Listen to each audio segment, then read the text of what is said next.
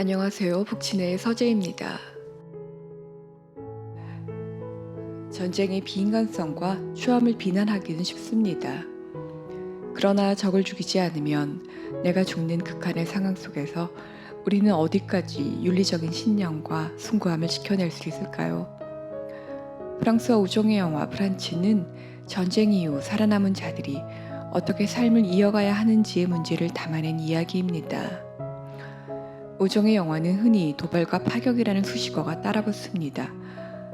그러나 이 작품은 가장 클래식한 기법과 서정적인 아름다움, 그리고 로맨스를 빌어 전쟁의 참혹함을 보여주었습니다. 제1, 2차 세계대전이 배경인 영화에서 독일은 전쟁을 일으킨 가해자의 관점에서 다루어지는 것이 일반적입니다. 그러나 프란츠는 전쟁에서 아들과 연인을 잃은 독일 가족을 피해자의 자리에, 독일 병사를 죽이는 프랑스 병사를 가해자의 자리에 내세웁니다. 하지만 영화가 진행되면서 가해자와 피해자의 구분은 모호해지며 전체주의에 희생된 우리 모두의 이야기로 다시 읽힙니다. 나아가 역사라는 대명제에 가려진 개인들의 개별적인 삶을 통해서 집단의 폭력과 그 속의 속죄와 용서를 다루고 있습니다. 영화 프란치는 포화 속에서 프랑스 병사와 독일 병사가 1대1로 맞닥뜨린 상황 속에서 장전도 하지 않은 독일 병사를 죽였다는 자책으로 괴로워하는 프랑스 청년의 이야기입니다. 프랑스인 아드리앙은 단지 자신이 죽고 싶지 않다는 본능으로 훈련받은 대로 독일 청년 프란츠에게 방아쇠를 당기게 됩니다. 죽은 자 역시 사랑하는 가족과 연인이 있고 전쟁을 혐오하고 미래를 꿈꾸는 나와 같은 젊은이일 뿐입니다. 그의 죽음에는 아무런 명분도 이유도 없습니다. 전쟁이 끝나고 아드리앙은 그가 죽인 프란츠에게 속죄하기 위해 독일까지 찾아옵니다. 하지만 전쟁이 끝나도 프랑스와 독일 사이의 증오는 여전해 프랑스인이 독일의 한복판, 그것도 자신이 죽인 병사의 가족을 만난다는 것은 대단한 용기를 요하는 일입니다. 독일 병사였던 프란치는 의사인 호프 마이스터 부부의 외아들로 폴 베를렌의 시를 좋아하고 음악을 사랑하던 청년이었습니다. 그리고 그에겐 전쟁 후 결혼을 약속한 아름다운 여인 안나가 있습니다.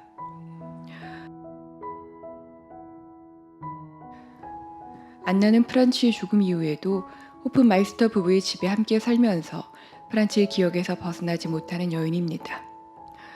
그러던 그녀는 죽은 연인의 묘 앞에서 참배하는 아드리앙을 만나게 되고 자연스레 아드리앙은 프란츠 가족과 이어지게 됩니다. 호프마이스터는 아드리앙이 자신의 아들이 프랑스에서 유학했을 때의 친구라는 말에 그를 가족처럼 받아들입니다. 아드리앙을 아들의 친구로 믿고 그의 거짓 회고담에 행복해하는 프란츠 가족의 모습 앞에서 그는 차마 진실을 밝히지도 용서를 구하지도 못한 채 괴로워합니다. 결국 그 죄의식을 감당하지 못해 안나에게 진실을 털어놓고 황급히 독일을 떠납니다. 이제 진실의 공은 안나에게 넘어오고 안나는 진실이 가져올 고통 앞에서 선의의 거짓말을 이어갑니다. 그녀는 마이스터 부부가 사랑한 프랑스 청년이 실은 그들의 아들을 죽인 이였다는 사실을 차마 말하지 못합니다. 하지만 그녀의 죄의식은 자세를 감행할 만큼 크고 무거웠습니다. 그러한 사실을 모르는 마이스터 부부는 안나를 아드리앙과 이어주기 위해 프랑스로 보냅니다. 이 영화는 앞에 3분의 2 정도가 프랑스인 아드리앙이 독일에서 겪는 일이라면 나머지는 독일인 안나가 프랑스에서 경험하게 되는 이야기입니다. 당시 프랑스와 독일 어디에서든 상대국의 사람들에게 서로 혐오와 배척의 시선을 감추지 않았습니다. 프란츠 아버지의 말처럼 프랑스 아이들이 죽었을 때 독일 아버지들이 축배를 들었듯 독일 아이들이 죽었을 때 프랑스 아버지들 역시 축배를 들었습니다. 그리고 젊은 자식들을 전장으로 밀어넣은 이들이 바로 그들의 아버지들이었다는 점에서 어느 누구도 어린 자식의 죽음으로부터 자유로울 수 없습니다. 안나는 프랑스에서 자신의 정원자를 죽인 아드리앙을 사랑하는 자신을 발견하게 됩니다. 하지만 그에게는 미래를 약속한 여자가 있기에 기차에 오릅니다.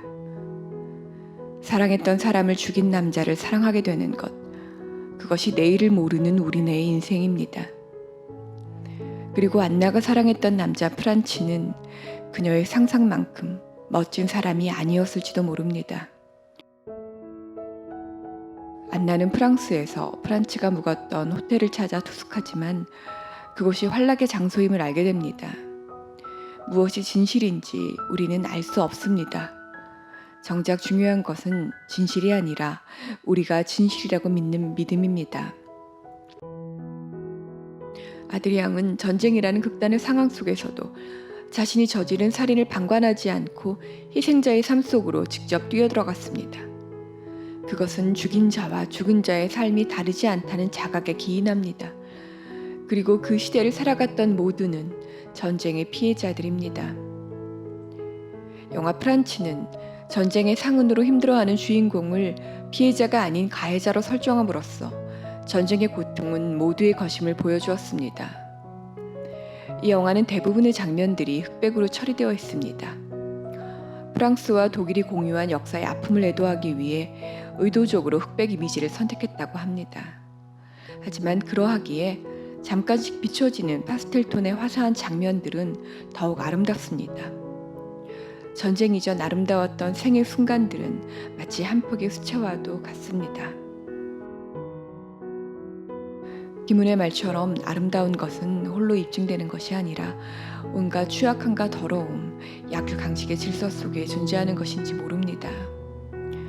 죽은 프란치의 기억을 끌어안고 사는 안나를 세상 밖으로 끌어준 사람이 원수 아드리앙이며 그녀에게 삶의 의지를 불러일으켜준 작품이 마네의 자살이라는 것은 아이러니합니다. 아드리앙과 안나 모두는 전쟁이 만들어 놓은 기억과 상처에서 벗어나야만 새로운 삶을 살아갈 수 있습니다. 죽기 전 프란치가 안나에게 보낸 편지의 글귀처럼 나에게 무슨 일이 있어도 삶을 계속 사랑하고 행복하라는 그의 당부는 비단 안나뿐 아니라 전쟁 이후 살아가야 하는 모든 남겨진 이들에 대한 당부일 것입니다.